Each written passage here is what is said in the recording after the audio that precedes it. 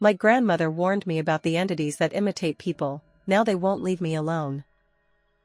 My grandma used to tell me stories about something she just called it. Not a ghost, not a demon, and definitely not human. Unlike skinwalkers or wendigos, this thing never was a person to begin with, but it could imitate one. Badly. She swore up and down that it had tried to take my grandpa's place. 2 weeks after his funeral, in the middle of a blizzard, something that looked almost like him came knocking at her door. It had his face, but just wrong. The eyes too far apart, the skin too smooth, stretched too tight. It spoke in his voice, but it sounded forced, like someone who had learned to talk just yesterday. She slammed the door in its face, and as she bolted it shut, she heard it making these awful sounds, like an animal trying to repeat words it didn't understand. The next morning, there were no footprints in the snow. I used to think it was just one of her creepy old lady stories. Until last year. It started small, just little things that didn't make sense. A woman standing outside my apartment complex, facing the wall, not moving. I thought she was homeless or on something, but when I passed her, she turned her head just slightly, too far, like an L. Not enough to be unnatural at first, but when I looked back,